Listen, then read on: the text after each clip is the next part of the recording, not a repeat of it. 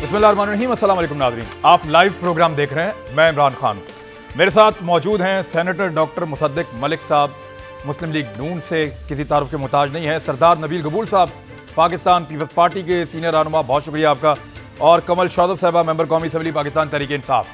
तीनों मेहमानों का ज्वाइन करने के लिए बहुत शुक्रिया। आज काबीना की मीटिंग के बाद की ये ब्रीफिंग थी। एक तो अभी शिबली फराज साहब फरमा रहे थे कि एक बादशाहत वाला माइंडसेट है और वो माइंडसेट अब बदल जाना चाहिए। वो उनका एक है शिकवा, इसके ऊपर बाद में बात करेंगे। लेकिन कोरोना की वबा के खिलाफ आज बहुत सारी चीज़ें डिस्कस हुई और कैबिनेट की मीटिंग में ये तय पाया कि तमाम जो कैबिनेट के मेंबरान हैं वो अपने 1 महीने की तनख्वाह छोड़ेंगे और वो तनख्वाह जो है वो कोरोना रिलीफ फंड के अंदर चली जाएगी और उससे लोगों की मदद की जाएगी। और साथ ही साथ जो वफाकी मुलाजमीन हैं उनकी तनख्वाहों को जल्द अदा किया जाएगा।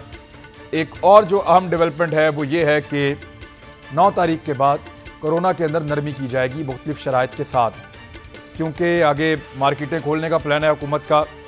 ताजरों का दबाव बहुत ज़्यादा बढ़ता जा रहा है। आम आदमी, दिहाड़ीदार तबका बहुत बुरी तरह मुतासिर हो गया है। लोगों के पास खाने पीने का सामान पहुँचाने की सलाहियत जो है वो कम होती जा रही है। सफ़ेद पोश तबका जो है वो बहुत ज़्यादा महरूमी का शिकार हुआ इस दौरान।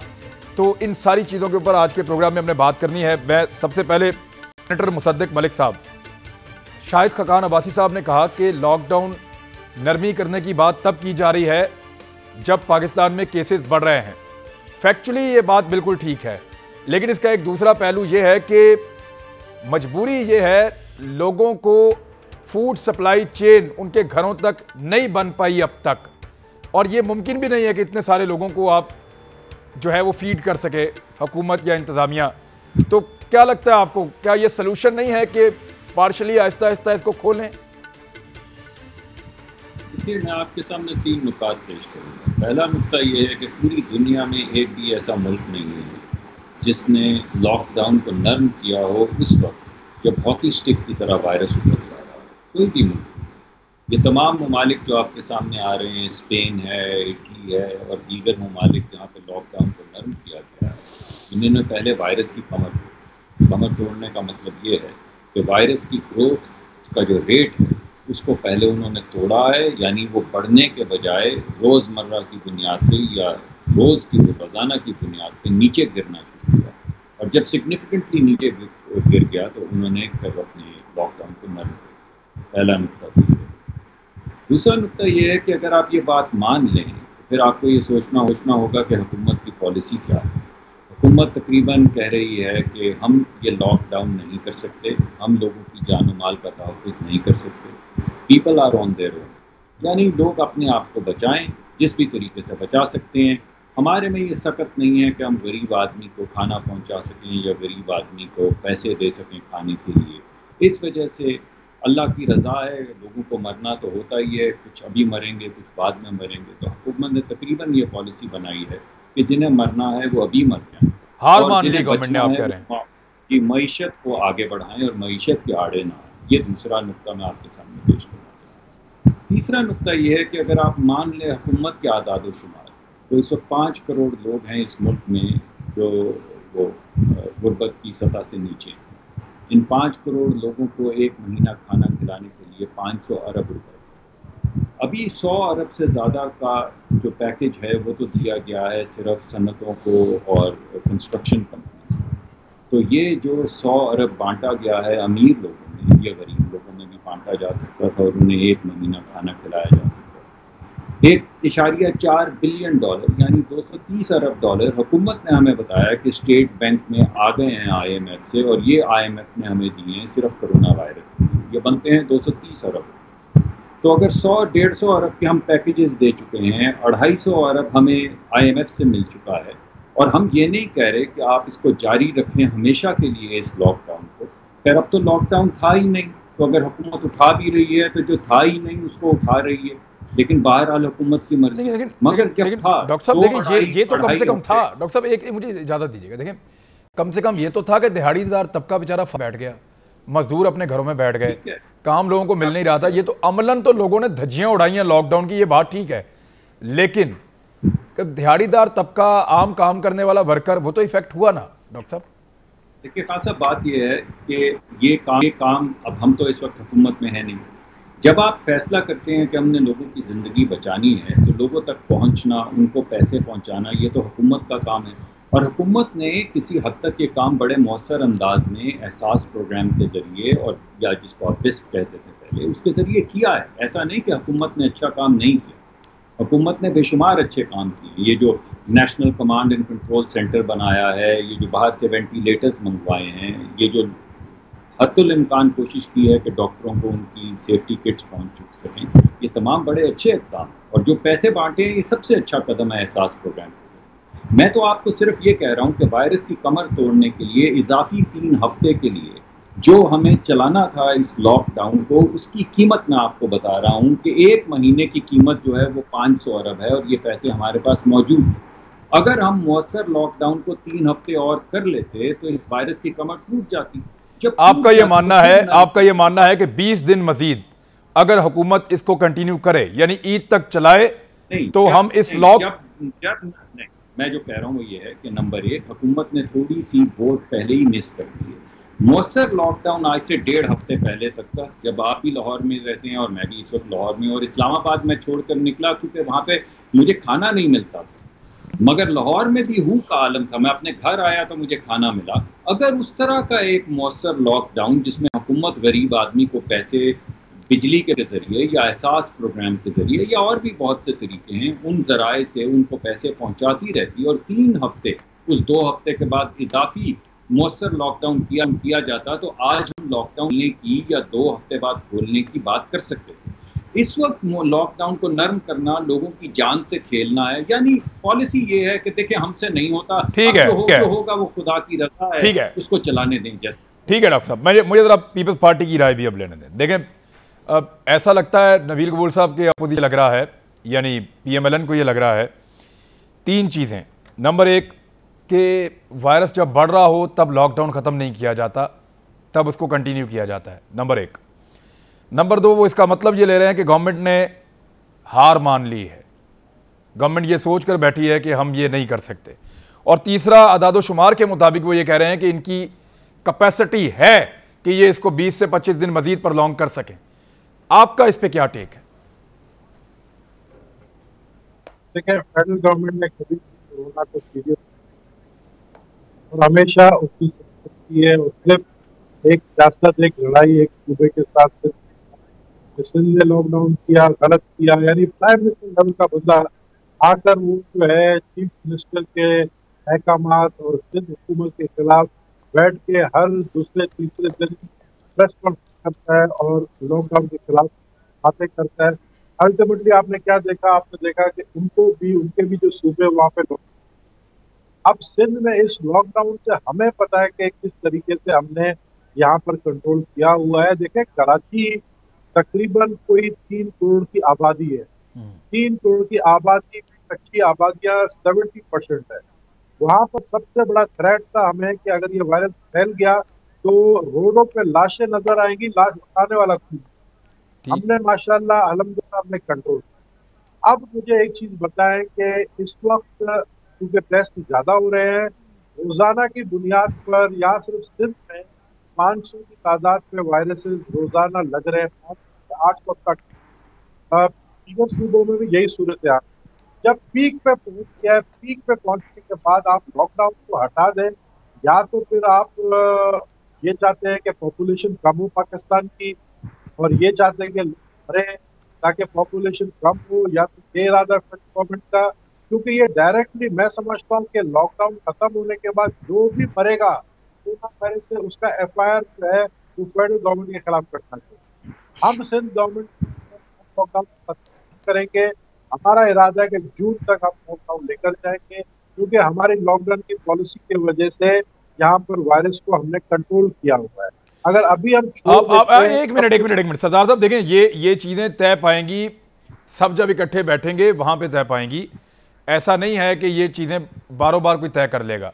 लेकिन आपको लगता है कि अगर वफाक ने या पंजाब ने ये सोचा कि वो लॉकडाउन में नरमी कर रहा है तो सिंध फिर अपना फैसला अलग से खुद करेगा? हम पाबंद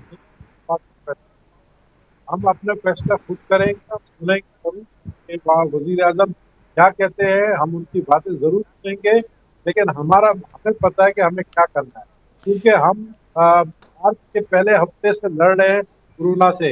ये तो वफाकी हुकूमत मार्च के बाद आई है बीच में। इनके बाद एक ही इदारा है जिसको ये अपना डॉक्टर जफर चला रहा है या असद उमर चला रहा है, जिनको एदाद शुमारे भी जो है सही तरीके से वो अपलोड नहीं करते हैं। मैं समझता हूँ इनको नहीं पता। इनके पास तो हेल्थ मिनिस्टर भी नहीं है भाई। हेल्थ मिनिस्टर भी जो है तो यानी डॉक्टर इमरान खान बन गया है। इमरान खान डॉक्टर भी है, हेल्थ मिनिस्टर भी है, सब कुछ वही है। इनके पास तो हेल्थ मिनिस्टर ही नहीं है। इनको तो पता ही नहीं है कि ये वायरस क्या है और उसको किस तरीके से हैंडल करना है। तो चलें। हम जो है इसके ऊपर कौम को, आवाम को नहीं छोड़ सकते हैं।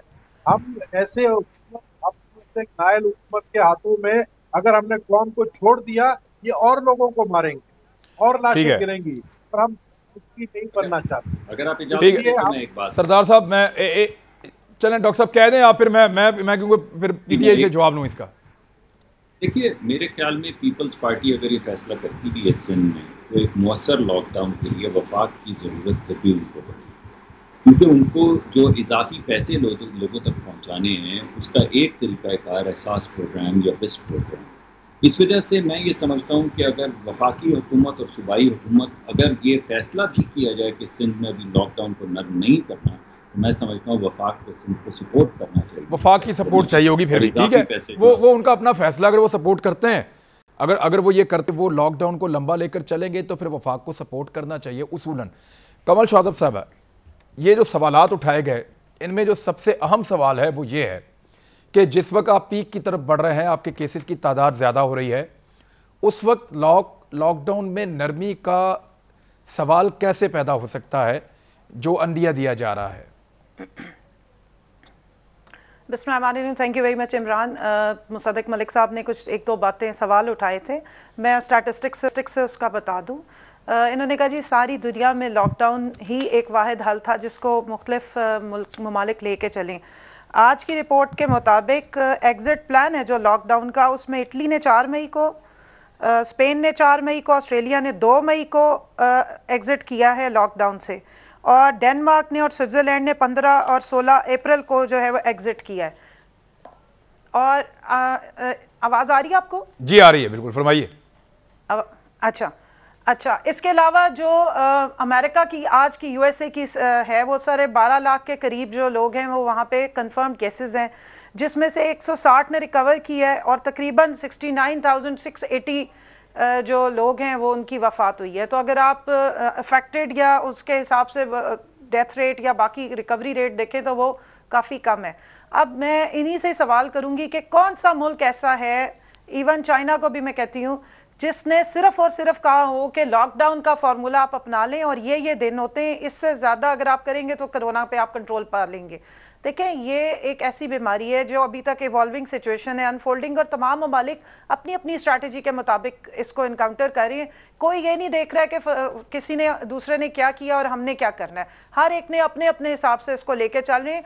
तो इसका कोई कंक्रीट इस वक्त हल मौजूद नहीं है कि एक आप फ्रेमवर्क है या एक ट्राइड एंड टेस्टेड मॉडल आएंगे और इंप्लीमेंट कर लेंगे। अब आ जाए, नबील गबोल साहब ने कहा कि हम FIR कटाएंगे।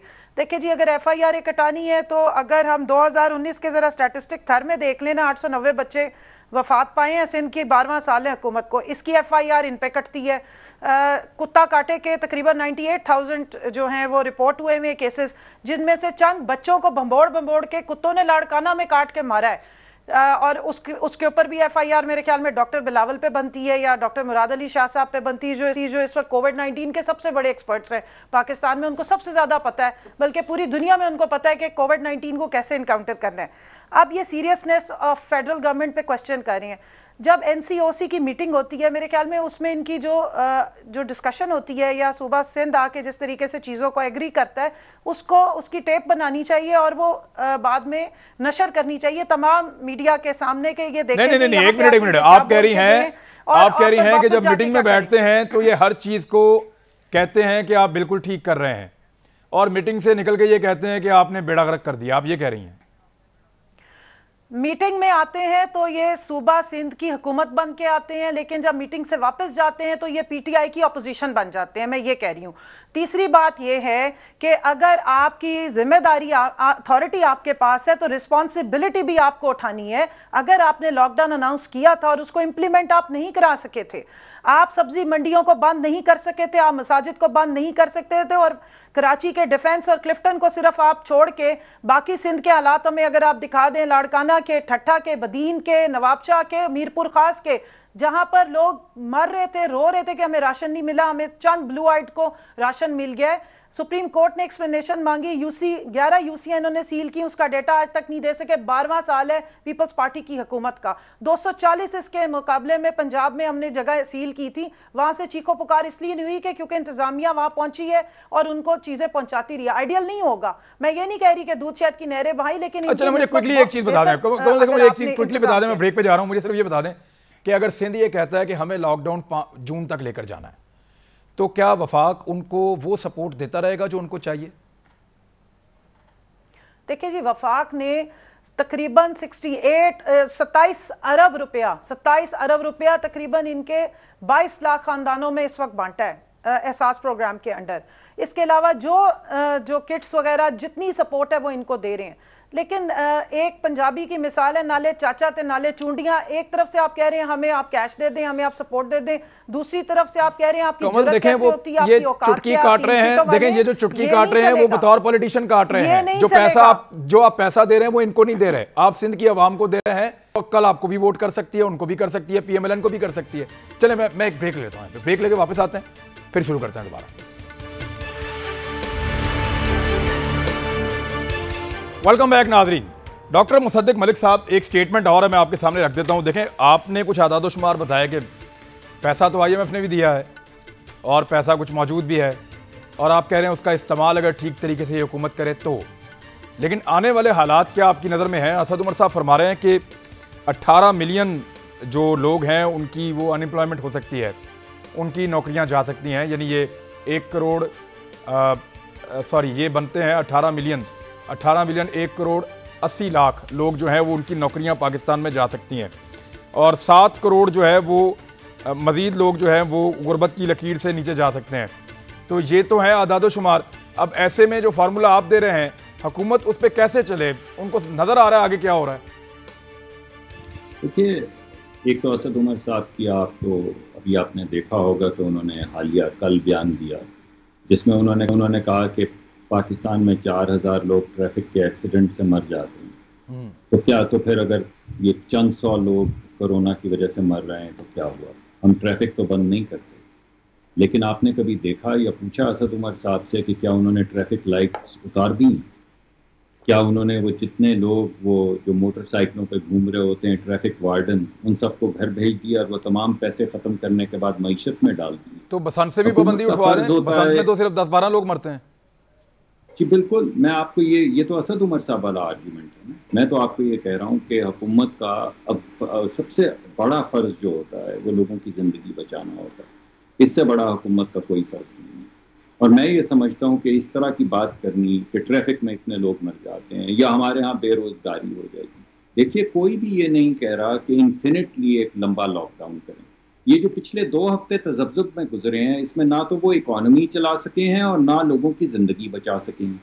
अगर मौसर फैसला कर लेते तो 2 हफ्ते तो गुजर चुके होते एक मौसर लॉकडाउन के साथ। ये तो गर्मियों की छुट्टियां चल रही थी, स्कूल कॉलेज बंद थे, कुछ पार्क खुलते थे, कुछ बंद थे, कंस्ट्रक्शन साइट्स खुली थी, नाई की दुकान खुली थी, धोबी की दुकान खुली थी, दूध दही की दुकान खुली थी, हर चीज़ खुली थी और एक लॉकडाउन था। अब वो कह रहे हैं हम इसको नर्म करने जा रहे हैं। तो मैं सवाल ये पूछता हूँ, किसे नर्म करने जा रहे हैं? जो है ही नहीं। आप सड़क पे निकलें, आप देखिए ज़रा हुजूम गाड़ियों का, आप देखिए मोटरसाइकिलें, आप कंस्ट्रक्शन साइट्स पे जाइए, एक कुदाल 8-8 लोग उठा रहे हैं। एक जो बाल्टी होती है या कड़ाही जो लोहे की होती है उसको उठा के 4 एक उठाता है, दूसरे को देता है, वो सीढ़ियाँ चढ़ता है, लेप करने वाले को देता है। ये तमाम गरीबों के बच्चे हैं। ये वायरस 3 दिन जिंदा रहता है स्टील के ऊपर। आप बताइए, जब एक एक कुदाल 8-8 लोग उठाएंगे और वो एक एक कड़ाही जो है 6-6 लोग उठाएंगे तो क्या उन्हें वायरस नहीं होगा? आप मुझे बताइए, क्या वायरस की बायोलॉजी बदल जाएगी? तो मैं ये कह रहा हूँ कि सिर्फ 3-4 हफ्ते की बात थी, 2 हफ्ते उसमें से गुजर चुके हैं, 2 हफ्ते और कर लेते। अभी कमल साहिबा ने जितने ममालिक का जिक्र किया है, जितने भी ममालिक का जिक्र किया है, उन सब ने 8 हफ्ते के लॉकडाउन, 10 हफ्ते के लॉकडाउन के बाद नरमी की है। एक भी उसमें एक्सेप्शन नहीं है स्वीडन के अलावा, जहां पे अमवात की शरह बाकी तमाम यूरोप से सर पाकिस्तान में भी लॉकडाउन को 1 महीने से ऊपर हो गया सर। जी, पाकिस्तान में जो मौसर लॉकडाउन है इमरान खान साहब, मैं वही बता रहा हूँ आपको, वो 2-2.5 हफ्ते चला है और बहुत मौसर लॉकडाउन था। एक हू का आलम था लाहौर में और इस्लामाबाद में और पिंडी में और कराची में, लेकिन ये पिछले 1-1.5 हफ्ते से जो तजब्बुत चले मैं क्लियर कर दूंगा, क्लियर आपको क्या बतौर अपोजिशन आपकी डिमांड है? मैं पेश कर दूं अगर आप इजाजत दें। सर एक चीज छोड़िए, क्या बतौर अपोजिशन आपकी डिमांड है कि एक मौसर लॉकडाउन हुकूमत फौरी तौर पर नाफिज करे? अब आप बात करें। देखिए मेरी तो दरख्वास्त हुकूमत को है, दरख्वास्त है हुकूमत को, बरजस्ता दरख्वास्त है कि आप अपने फैसले को रिकंसिडर करें, क्योंकि अगर अब आप नहीं करेंगे तो फिर बेशक लॉकडाउन मत करें, क्योंकि जब 1-2 मिलियन लोग हो जाएंगे, 5 मिलियन लोग इन्फेक्ट हो जाएंगे, तो फिर आप रोक ही नहीं सकते। फिर आप क्या करेंगे? कर्फ्यू भी लगाएंगे तो ये नहीं रुकेगा। हर बंदा अपने घर में ये वायरस ले गया होगा। यहाँ पे 4-4, 8-8 मरले के घरों के अंदर 20-20 लोग रहते हैं, तो जब वो सब लोग इन्फेक्ट होकर अपने घरों में और गुंजान आबाद बस्तियों में ये वायरस को ले जाएंगे, तो फिर आप इसे रोक ही नहीं सकेंगे। तो ये बात आपकी ठीक है कि रोकना है तो अभी रोक लीजिए, और अगर नहीं रोकना तो फिर अल्लाह की रजा। और मैं आखिर में एक शेर आपको सिर्फ सुनाना चाहता हूँ कि जीस्त से तंग होए दार तो जीते क्यों, जान प्यारी भी नहीं, जान से जाते भी नहीं। ये जो लॉकडाउन आपने किया, ये लॉकडाउन थोड़ी था। या तो आप बचा लेते लोगों की जिंदगी, और या जो अब आप फैसला कर रहे हैं खोल दें, जिसने मरना होगा मर जाएगा, जिसने बचना होगा बच जाएगा, मईशत का पहिया तो चलेगा। जो असद उमर साहब ने कहा कि लोग तो मर ही जाते हैं, तो ट्रैफिक को नहीं हम बंद करते तो लेकिन दो तीन एतराज सरदार साहब आपके ऊपर आए हैं। एक तो ये कि आप जब जाते हैं प्राइम मिनिस्टर बैठते हैं तो आप बिल्कुल उनकी तरह बात करते हैं और बिल्कुल उनकी बात को तस्लीम करते हैं, और ये तासुर बार बार हुकूमत देती है, वफाकी हुकूमत, और जब वहाँ से आप निकलते हैं तो ये तासुर सबको मिलता है। लेकिन जब आप सिंध में वापस पहुँचते हैं तो बयानात का एक सिलसिला शुरू होता है और वहाँ सियासत शुरू हो जाती है, या आप भी करते हैं वो भी करते हैं। मामला ये है कि आप पॉलिसी मिलकर बना रहे हैं, लेकिन नाकामी सिर्फ वफाक पे डाल रहे हैं। वफाक ये कहना चाहता है, नंबर 1। नंबर 2, आपकी इंटीरियर की कारकर्दगी, खुद एक FIR है आपके ऊपर, वो भी, इसका भी जवाब दें। इंटीरियर की कारकर्दगी किस तरह पहले आप समझा दें तो समझते कि बच्चों को सर कुत्ते खा गए वो कह रहे हैं। देखिए हर में 2019 में 890 बच्चे मरे हैं, सिर्फ एक साल। कितने बच्चे? 290 बच्चे। आप मुझे एक चीज बताएं, 2019 में 890, ये अखबार का है, और आप अभी 12 साल से हुकूमत में, आपने उधर के लिए क्या पॉलिसी बनाई है वो बता दीजिए। बिलावल साहब जवाब ले लें आप, कमल जवाब ले लें, फिर ताकि फिर आपकी बारी आती है, आप बात कर लीजिएगा। जवाब ले लें जी सरदार साहब। आज आपने काफी आपका पता नहीं स्काइप में बड़ा अच्छा आ रहा है कि आपने माशाल्लाह अच्छा अपने आप को रखा हुआ है, लेकिन हम यहाँ दुख में मातम कर रहे हैं सिंध। हम खुश नहीं हैं। हम जो है यहाँ पर, हमें पता है हमारे पास सिंध में इस वक्त जो है 400 अबव जो है डेथ्स हुए हैं इसके कोरोना के। 2 दिन पहले जो है एक डॉक्टर जिस तरीके से यहाँ पर उनकी वफात हुई है, जिनको सही हैंडल नहीं किया गया, जिसपे सिंध गवर्नमेंट ने कमेटी बना दी है, और उनको हम सजा देंगे, उस हॉस्पिटल को सजा देंगे जहाँ पर उनको वेंटिलेटर पे नहीं लिया गया, एक डॉक्टर को।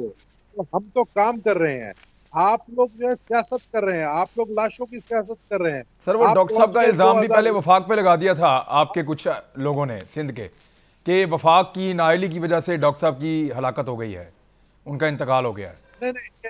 वो तो बाद में पता चला कि वेंटिलेटर नहीं लगा उनको, और आपके पास मौजूद थे वेंटिलेटर।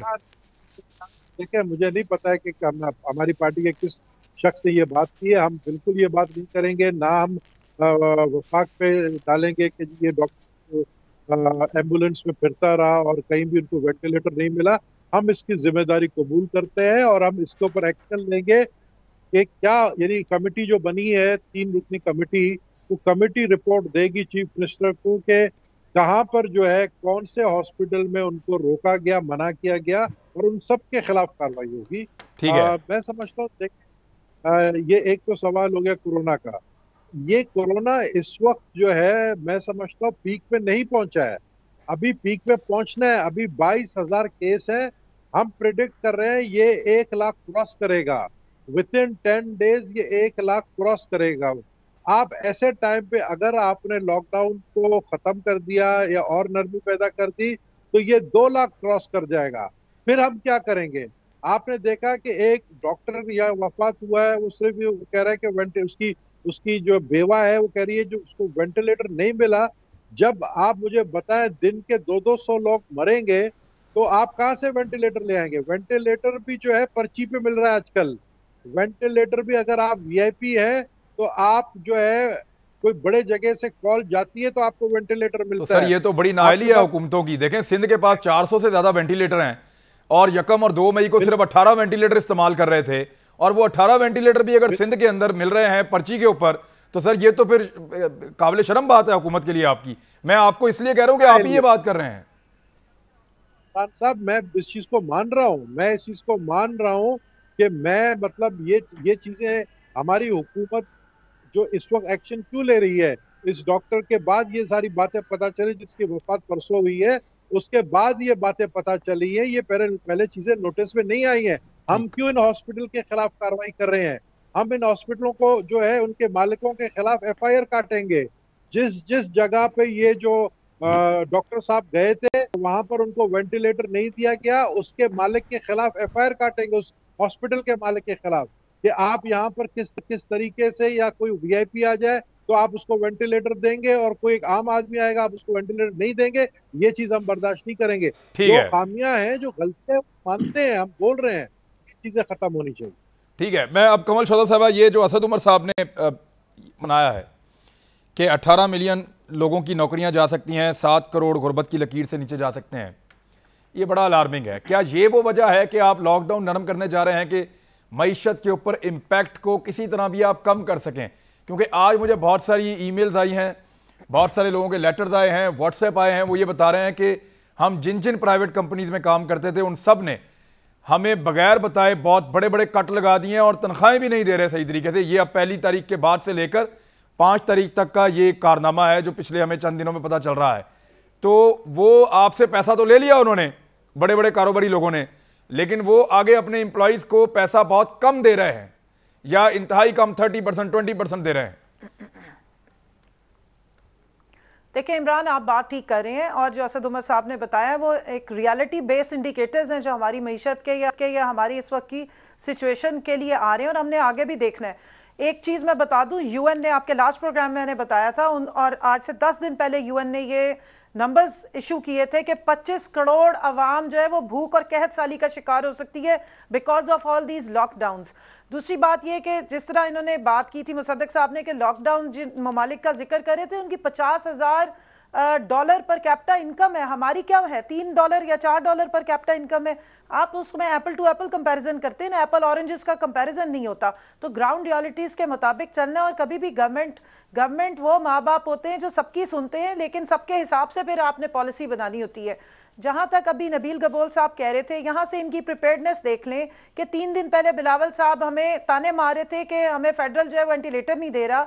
वेंटिलेटर को चलाने के लिए आपके पास एक टेक्नीशियन की जरूरत होती है। आज से 1.5 महीना पहले चाइनीज गवर्नमेंट के साथ कोलैबोरेट करके पंजाब ने वो टेक्नीशियंस का वहां से बंदे बुलवाए थे चाइना से, जिन्होंने 1 महीना किंग एडवर्ड कॉलेज में लोगों को तैयार किया। अब हम अपनी जो वेंटिलेटर्स के ऑपरेटर्स भी हैं, प्लस हमारी जो नस्ट है उनके साथ मिलकर इंजीनियरिंग कोर वेंटिलेटर्स पाकिस्तान में बना रही है। इक्विपमेंट तो आपको दे देगी एनटीएम में, सिंध हमसे इक्विपमेंट मांग रहा है, इनको दे दिया। टेस्टिंग किट्स, ठीक है, 20,000 टेस्टिंग किट्स इन्होंने 15 दिन रखी, वापस कर दी।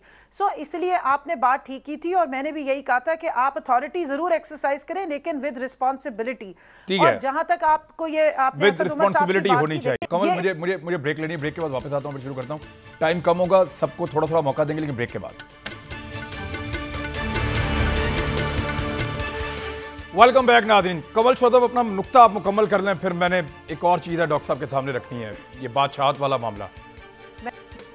जी, मैं सिर्फ ये कह रही हूँ कि अगर 7 करोड़ लोग इसमें पॉवर्टी लाइन से नीचे जाते हैं तो वो पाकिस्तान के मुख्तलिफ सूबों में है, और सूबा सिंध अनफॉर्चुनेटली 55% लोग जो हैं वहाँ पे गुर्बत की लकीर के नीचे रह रहे हैं।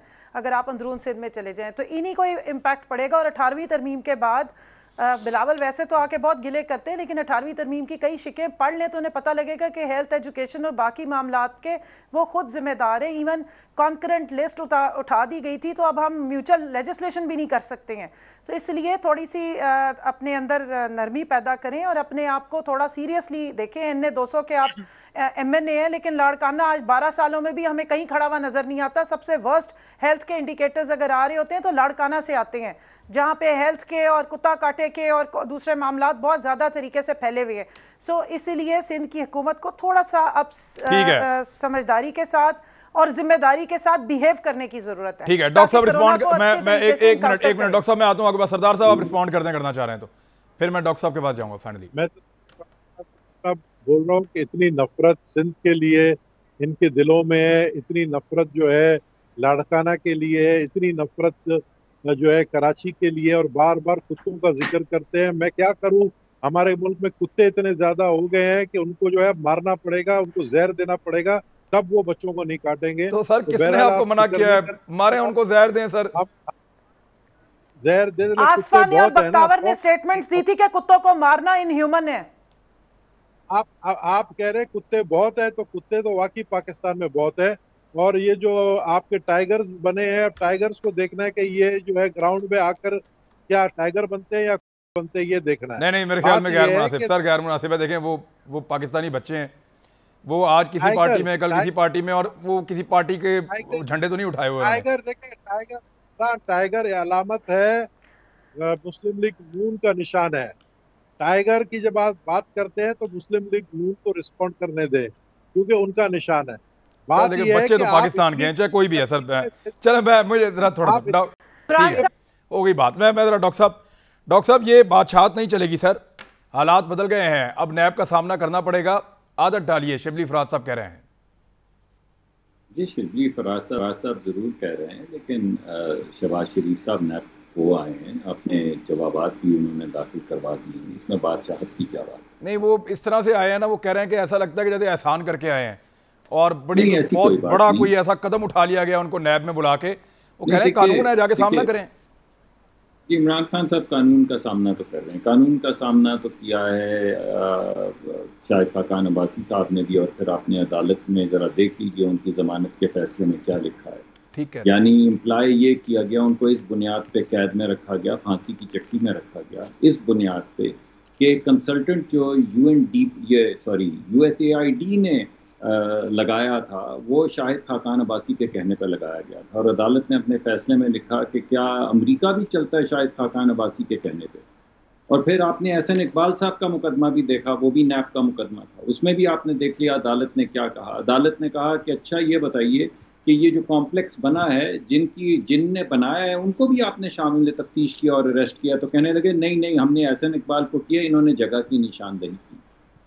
अब आप मुझे बताइए आप किस किस को रोएंगे? आपने वो भी देखा, वो जो हेरोइन 20 किलो निकली और खुदा रसूल को हाजिर नाजिर जान के कहा गया कि हमारे पास वीडियो है, पहले कहा कि अदालत में देंगे। सर उसमें तो प्रोग्राम किए, बड़ी मांगी इनसे वीडियो, इन्होंने दी नहीं, अब हम क्या करें सर? तो वो मांग के थक गए। मैं कह रहा हूं कि जिस तरह का इंसाफ यहाँ पे हो रहा है, अगर आप समझते हैं कि उस पर गिलागुजारी नहीं बनती, वो तो मुझे लगता है कि शहरयार अफरीदी साहब को वीडियो दिखाई और उसके बाद उन्होंने डिलीट कर दी। अच्छा आप सबका बहुत शुक्रिया। मैं जाते जाते जरूर कहना चाहता हूँ कि डॉक्टर्स को महफूज बनाना इस वक्त सबसे ज़्यादा ज़रूरी है। लोगों को महफूज होना चाहिए और उसके लिए जो इकदाम हैं हुकूमत उठाए अपनी समझ के मुताबिक, लोग उसको फॉलो करें, क्योंकि हुकूमत की इंस्ट्रक्शन फॉलो करके हम बच सकते हैं। दूसरी बात यह है कि डॉक्टर्स को ज़रूर बचाएं, क्योंकि यही हमारी फ्रंट लाइन के ऊपर लड़ने वाली फोर्स है और यही लोगों को आइंदा महफूज करेंगे। इनके बगैर गुजारा नहीं हो सकता इस वक्त। अपना ख्याल रखिएगा, कल मुलाकात होती है एक नए प्रोग्राम के साथ। अल्लाह हाफ़िज़।